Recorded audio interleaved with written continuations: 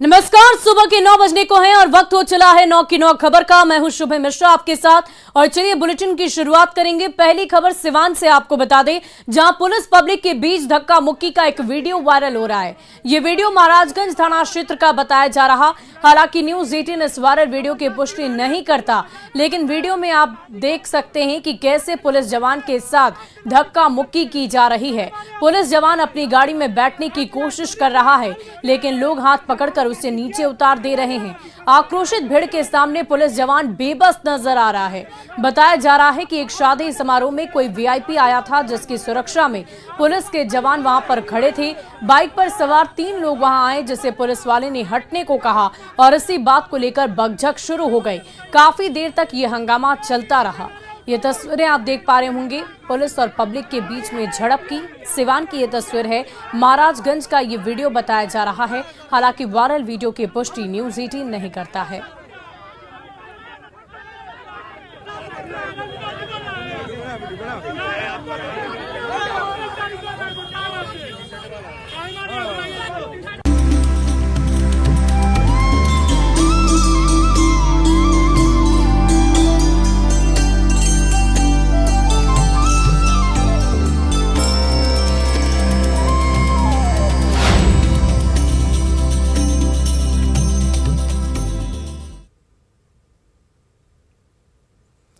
और वहीं बगहा में अवैध रूप से कम उम्र की महिलाओं का ऑपरेशन कर बच्चेदानी निकालने का मामला सामने आ गया है। मेडिकल टीम ने कई इलाकों में छापेमारी कर 5 पीड़िता महिलाओं को झोलेछाप डॉक्टरों के चंगुल से मुक्त करा लिया। महिलाओं ने बताया कि उन लोगों ने बंध्याकरण के ऑपरेशन कराए, लेकिन डॉक्टरों ने उनके गर्भाशय ही निकाल लिए हैं। फिलहाल पूरे मामले की जांच जारी है।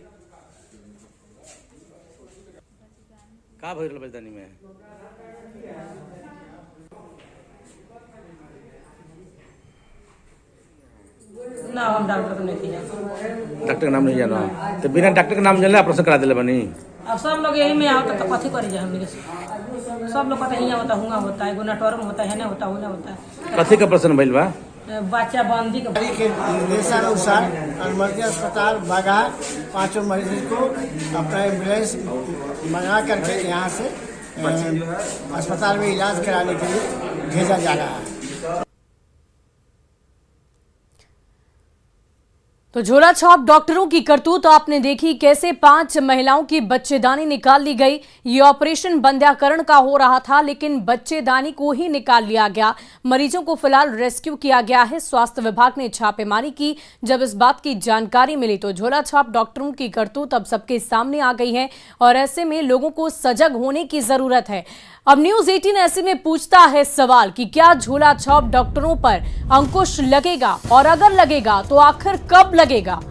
बिहार की स्वास्थ्य व्यवस्था आखिर कब सुधरेगी? दावे तो लाख किए जाते हैं, लेकिन तस्वीरें सब कुछ बयां कर जाती है। क्या गरीब मरीज ऐसे ही शिकार होते रहेंगे? जानकारी के अभाव में क्या इस तरह की गड़बड़ी हमेशा होती रहेगी? और शेखपुरा सदर अस्पताल में मिशन 60 का असर दिखने लगा है। उप मुख्यमंत्री तेजस्वी यादव का आदेश रंग लाने लगा है। दरअसल कल तक जो सदर अस्पताल की सूरत बदसूरत थी, आज रंग रोगन से तस्वीर बदलने की कोशिश की गई। डिस्प्ले पर डॉक्टर की ड्यूटी चार्ट, शुद्ध पेयजल की व्यवस्था, ओपीडी में डॉक्टर की ड्यूटी, सुंदर पार्क, स्वच्छता का पूरा ख्याल, इन सुविधाओं को देखकर मरीज बेहद खुश हैं। सदर अस्पताल की व्यवस्था का जायजा लिया संवाददाता अजीत कुमार सिन्हा ने। सरकार ने स्वास्थ्य व्यवस्था में सुधार को लेकर 60 दिन का समय दिया था। 60 दिन समाप्त हो चुका है। पूरा सदर अस्पताल का व्यवस्था आप देख लीजिए, पूरा रंग रोगन चाक चौबंद व्यवस्था है, सारा चीज़ है, सब चीज़ डिस्प्ले से पूरा देख लीजिए। कोई भी बाहर का भी कोई भी मरीज आएगा आसानी से जान जाएगा कि अस्पताल है। वे सदर अस्पताल में सारी व्यवस्था, वो पार्क का व्यवस्था हो या फिर शौचालय की व्यवस्था, स्वच्छता की व्यवस्था, सारा ख्याल रखा गया। यहाँ बहुत सारे पेशेंट भी हैं, पेशेंट से भी जानेंगे कि आखिर यहाँ क्या व्यवस्था किया गया है और क्या क्या पहले का और अभी में क्या अंतर है, आप बताइए जरा। नमस्कार सर, अभी हम हॉस्पिटल में आए हैं अपने बच्चे के इलाज के लिए। यहाँ देखने में ऐसा लग रहा है कि कोई भी व्यक्ति, अनजान व्यक्ति भी यहाँ हॉस्पिटल में पहुँचेंगे तो उसे किसी तरह का कोई प्रॉब्लम नहीं समझ में आएगा। पहले तो अभी अंतर क्या दिख रहा है? पहले और अभी में ही अंतर लग रहा है कि हर चीज़ का गाइडलाइन किया गया है, आधुनिकीकरण से लैस किया गया है। सेवा दे रहे हैं और जो व्यवस्था इधर जो 60 दिन में सुधार हुआ है वो बहुत अच्छा है ना। जो भी कमियां थी अस्पताल में, टॉयलेट में गंदगी या जो टूटा फूटा या और भी रूम में फर्नीचर वगैरह को, सारी व्यवस्था को पूरी तरह से दुरुस्त कर दिया गया है। और डिस्प्ले वगैरह जहाँ भी पहले से जो लगा था वो ख़राब हो चुका था, वो सबको दुरुस्त करके और अच्छा से बना दिया गया है। तो मिशन 60 बिल्कुल सफल दिख रहा है। अस्पतालों की स्थिति बदल चुकी है, तस्वीर भी बदल चुका है और मरीजों का इलाज भी सही समय पर हो रहा है। ज़रूरत है आगे भी इसी तरह का व्यवस्था रखने का, ताकि मरीजों को कोई शिकायत नहीं हो, सारी सुविधाएं मिल सके। अजीत कुमार सिन्हा, न्यूज़ 18, शेखपुरा। और उप मुख्यमंत्री तेजस्वी यादव शनिवार देर शाम दिल्ली से पटना पहुंचे। पटना आते ही उन्होंने केंद्र सरकार पर अनदेखी का आरोप लगाया। मीडिया से बातचीत के दौरान डिप्टी सीएम ने कहा कि केंद्र सरकार की ओर से बिहार को पूरा सहयोग नहीं मिल रहा। अरे भाई, जो सहयोग मिलना चाहिए जिस हिसाब से एक आध डिपार्टमेंट को अगर छोड़ दे तो बाकी तो मिलता ही नहीं है। और बल्कि 50-50 शेयर पे भी जो होता है कि भाई कोई भी केंद्रीय योजना हो तो 50% जो है केंद्र सरकार देती है और 50% जो है राज्य सरकार देती है। उसका भी हम लोगों को जो बोझ जो है अल्टीमेटली पता चलता है कि 50% ना मिल करके हम लोगों पर बोझ बढ़ जाता है, यानी राज्य सरकार को 50% से भी ज्यादा देना पड़ता है। और बिहार विधान परिषद में नेता प्रतिपक्ष और पूर्व मंत्री सम्राट चौधरी ने आरक्षण को लेकर महागठबंधन पर निशाना साधा है। औरंगाबाद के दाऊद नगर में सम्राट चौधरी ने कहा कि यदि बीजेपी नहीं होती तो ना आरक्षण होता और ना ही मंडल कमीशन। यदि भाजपा के लोग आरक्षण विरोधी होते तो कभी मंडल कमीशन लागू नहीं होता। हम कांग्रेस के साथ जाते, हम तो जनता दल के साथ गए और हमने मंडल कमीशन इस देश में लागू। बिहार में पंचायती राज का चुनाव 2001 में हुआ।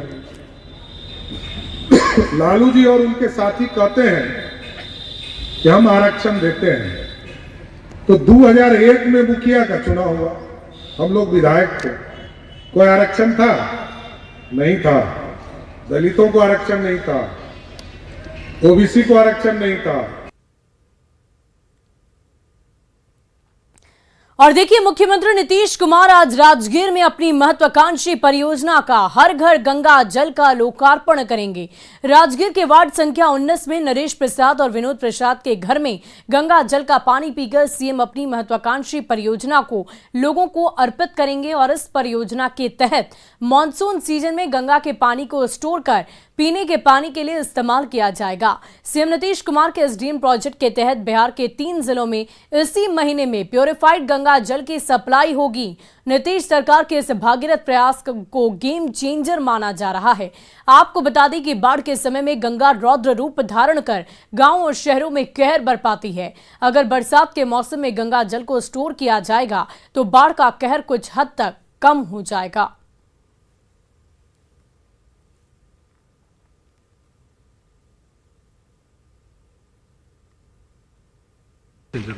मेजर गेम चेंजर है, मॉडर्न डे का के भगीरथ कह सकता है नीतीश कुमार को। हम लोग तो भगीरथ सुनते ही हैं लिखा हुआ, एक्चुअल में करके दिखा दे। डिफिकल्ट काम था, 151 किलोमीटर पाइप लेके आना। एक जगह कोई काम हो तो आदमी ऑर्गेनाइज करके कर सकता है, और वहां से पानी लिफ्ट करके, वो भी फ्लड के वाटर को देश में साइड किया। डेफिनेटली ही पहला योजना है जो फ्लड के पानी को, बाढ़ के पानी को आप स्टोर करते हैं, तो बाढ़ का प्रकोप भी कम हुआ। और ऐसे एरिया में ले जाते हैं जहां टैंकर से पीने का पानी जाता था, जहां वाटर लेवल बिल्कुल नीचे चला गया है, जहां पानी की इतनी बड़ी किल्लत है, वहां आप लोगों को ड्रिंकिंग वाटर पहुंचा देता है। तो वार्ड नंबर 19 से आज मुख्यमंत्री नीतीश कुमार इसकी शुरुआत करने जा रहे हैं। हर घर गंगा का जल पहुंचेगा। सीएम नीतीश कुमार आज इस महत्वाकांक्षी परियोजना का लोकार्पण करेंगे। नीतीश सरकार का ये भागीरथ प्रयास सफल नजर आ रहा है और आज से ही इसकी शुरुआत होने जा रही है। ड्रीम प्रोजेक्ट से लाखों लोगों की प्यास बुझेगी। जहां भी वाटर लेवल कम है, पानी नहीं पहुंच पा रहा, वहां पर गंगा जल पहुंचाया जाएगा। लंबा सफर तय कर गंगा का जल लोगों के घर तक पहुंचेगा। बोधगया, गया और राजगीर में इसी महीने इस पेयजल आपूर्ति की शुरुआत की जाएगी। गंगा जल को स्वच्छ शुद्ध कर घर घर तक पहुंचाने की इस योजना की शुरुआत हो चुकी है और योजना से 2051 की पानी की जरूरत पूरी की जाएगी। योजना को सीएम नीतीश कुमार का भागीरथ प्रयास और महत्वाकांक्षी योजना मानी जा रही है। तो सीएम नीतीश के इस ड्रीम प्रोजेक्ट की शुरुआत आज से होने जा रही और इस योजना का लोकार्पण आज ही मुख्यमंत्री नीतीश कुमार करेंगे। बिहार के 4 जिलों के 15 लाख घरों में गंगा का जल पहुंचाया जाएगा। पटना, नालंदा, नवादा और गया जिले में सभी लोगों को इसका लाभ मिलेगा। हर दिन 1.89 करोड़ लीटर गंगा जल पहुंचाया जाएगा। इस योजना के तहत हर व्यक्ति को हर दिन 135 लीटर गंगा जल मिलेगा। इसकी आपूर्ति की जाएगी। गंगा जल आपूर्ति योजना में राजगीर, गया, बोधगया और नवादा के लोगों को पूरी तरीके से इसका लाभ मिलेगा।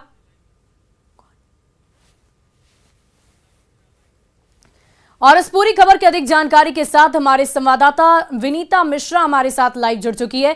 विनीता, आज इस बेहद ही महत्वाकांक्षी परियोजना की शुरुआत सीएम नीतीश कुमार की तरफ से की जा रही है। इस परियोजना से कैसे लोगों को लाभ मिलेगा, इसकी पूरी जानकारी दर्शकों को दे। बिल्कुल, एक परियोजना जिसे कहते हैं मुख्यमंत्री नीतीश कुमार की महत्वाकांक्षी परियोजना, गंगा जल को उन जगहों पे पहुंचाना जहां वो दुर्लभ होता था। गया, बोधगया, राजगीर के लोग अगर गंगा जल की बात करें तो दूर जाकर गंगा जल लाते थे, लेकिन आज जो सपना है वो साकार होने वाला है। आज घर घर टैप वाटर से गंगा मैया घर में पधारने वाली है और मुख्यमंत्री इस परियोजना का शुभारंभ करेंगे और उसकी तैयारियां भी पूरी की गई है। हर व्यक्ति पर 135 लीटर गंगा जल हर दिन दिया जाएगा और आप देख सकती हैं जो यहाँ पे पहले पानी के लिए जो टंकी का इस्तेमाल होता था, लेकिन इस टंकी में अब साधारण सा जल नहीं होगा बल्कि गंगा जल होगा और मुख्यमंत्री यहाँ पे आकर जो साधारण सा घर है वहां पर टैप वाटर से गंगा जल पीकर लोगों को पानी पीने के लिए इसकी शुरुआत करेंगे, शुभारंभ करेंगे और सारी तैयारियां पूरी कर ली गई है।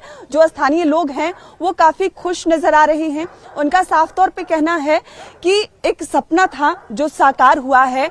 मुख्यमंत्री ने जो 3 साल पहले सपना देखा था कि हर घर गंगा जल होगा, हर घर में सिर्फ पूजा पाठ के लिए नहीं, लोगों को इस्तेमाल के लिए, पीने के पानी के लिए, नहाने के लिए गंगा जल मिलेगा, आज वो सपना साकार हो रहा है। जो स्थानीय लोग हैं वो काफी खुश नजर आ रहे हैं।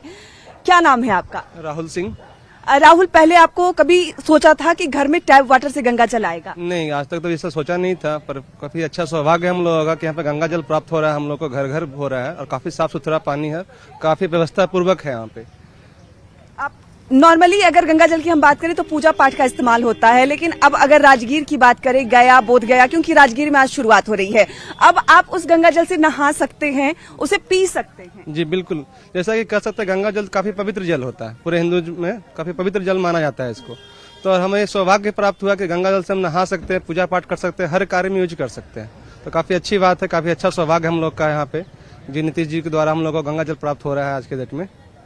खुश हैं आप? बहुत ज्यादा खुश हैं हम लोग, बहुत ज्यादा, पूरे एरिया खुश है, पूरा मोहल्ला, पूरा घर घर, बस खासकर औरत लोग ज्यादा खुश हैं क्योंकि उन्होंने गंगा जल काफी पवित्र जल होता है, वो हर पूजा पाठ, हर कार्य में, हर छोटी से बड़ी कार्य में हम लोग यूज करते हैं। शादी विवाह कुछ भी हो, गंगा जल के बिना अधूरा होता है। तो हमारा गंगा जल हमारे घर घर में जब गिर रहा है नल के द्वारा तो काफी अच्छी बात है, काफी सुविधाजनक है। बिल्कुल, और कहते भी हैं कि अगर गंगा जल पूरे बाल्टी के पानी में आप डाल दें तो पूरा बाल्टी शुद्ध हो जाता है, लेकिन ये प्योर गंगा जल घर घर में आएगा और लोग उससे नहा सकते हैं, यानी शुद्धता जो चरम पर यहाँ नजर आएगी। और जिस तरीके से इस योजना की 3 साल पहले शुरुआत की गई थी, बीच में कोविड काल भी रहा, बावजूद इसके 3 सालों में ये परियोजना धरातल पर उतरी है और अब राजगीर में इसकी शुरुआत हो रही है। राजगीर के बाद गया और बोधगया में इसका कल विनीता, मुख्यमंत्री कब तक पहुंचेंगे? इस परियोजना की शुरुआत कब उनकी तरफ से की जाएगी और कितना वक्त है उनके पहुंचने में?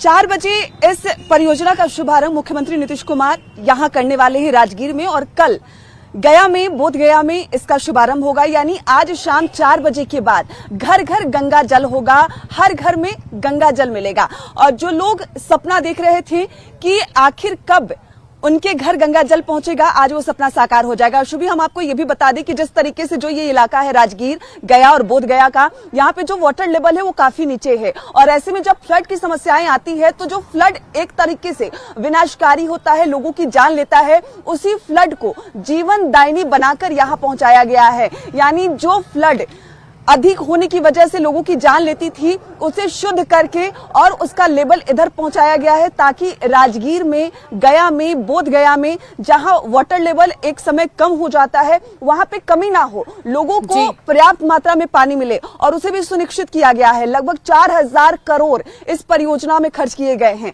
4 जिलों में इस परियोजना का लाभ मिलेगा। हालांकि आज राजगीर में इसका शुभारंभ किया जा रहा है, कल बोध गया और गया में भी इसका शुभारंभ हो जाएगा, लेकिन नवादा के लिए अगले वर्ष का इंतजार करना होगा। यानी ये 4 जिले अब पानी की किल्लत नहीं सहेंगे, क्योंकि अगर पर्यटकों की हम बात करें तो सबसे ज्यादा जो पर्यटक हैं बोध गया में और राजगीर में घूमने आते हैं। ऐसे में उन्हें पानी की समस्या होती थी, लेकिन इस परियोजना से मुख्यमंत्री नीतीश कुमार की महत्वाकांक्षी परियोजना जो उन्होंने सपना देखा था, जल संसाधन मंत्री संजय कुमार झा ने उसे धरातल पर उतारा है।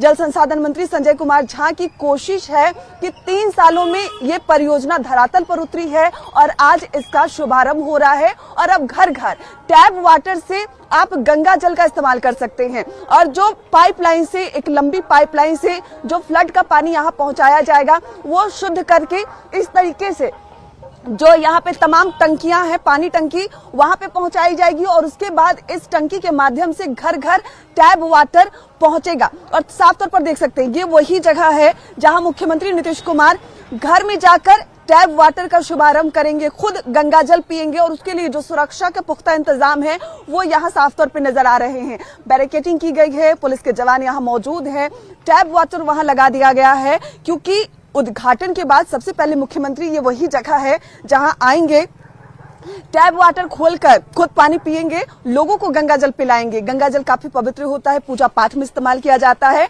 और अब राजगीर, गया और बोध गया में सिर्फ पूजा पाठ में ये गंगा जल इस्तेमाल नहीं होगा, बल्कि इस गंगा जल को आप अपनी दिनचर्या में शामिल कर सकते हैं। उसका इस्तेमाल खाना बनाने के लिए, शुद्ध पानी पीने के लिए, इस नहाने के लिए और तमाम ऐसे काम जो आप पानी से कर सकते हैं, वो आज से जो सपना है वो साकार होगा। और जिस तरीके से जो कोशिश, जो सपना 3 साल पहले किया गया था, कोविड काल ने भी इस ड्रीम प्रोजेक्ट को प्रभावित नहीं किया। महत्वाकांक्षी जो परियोजना, बहुत बहुत शुक्रिया विनीता हमारे साथ जुड़ने के लिए, तमाम तस्वीरों को दिखाने के लिए। तो मुख्यमंत्री नीतीश कुमार की ये महत्वाकांक्षी योजना, ये सपना मुख्यमंत्री नीतीश कुमार ने देखा था और जल संसाधन मंत्री यानी कि संजय झा भी लगातार इसमें प्रयासरत रहे और आज उनके प्रयास से इस योजना को सफलतापूर्वक आज इस परियोजना की शुरुआत की जा रही है। भागीरथ योजना से घर घर लोगों को गंगा का जल मिलेगा, पवित्र गंगा जल अब लोगों के टैप से निकलेगी और उसका इस्तेमाल लोग अपने हर रोज के कामों में कर सकते हैं, हर रोज इस्तेमाल कर सकते हैं और शुद्ध गंगा जल का सेवन भी कर सकते हैं। और चलिए अब बढ़ते हैं अगली खबर की ओर। स्वतंत्रता संग्राम के आंदोलन में क्रांतिकारियों की पाठशाला के रूप में विख्यात दिगवारा प्रखंड के मलखाचक गांव में आज सर संघ संचालक मोहन भागवत स्वतंत्रता सेनानियों के परिवार से जुड़े लोगों को सम्मानित करेंगे। आयोजन समिति के सदस्यों ने बताया कि सारण जिले और आसपास के जिलों के लगभग 300 क्रांतिकारियों के परिवार के लोगों ने यहां उपस्थित होने की सहमति जताई है, जो अपने आप में एक अनूठा और ऐतिहासिक कार्यक्रम होगा। इसके साथ ही मलखाचक निवासी और वरिष्ठ पत्रकार रविंद्र सिंह द्वारा लिखित पुस्तक स्वाधीनता आंदोलन की बिखरी कड़ियां पुस्तक का विमोचन भी मोहन भागवत के हाथों होना है। इस दौरान केंद्रीय गृह राज्य मंत्री नित्यानंद राय उपस्थित रहेंगे।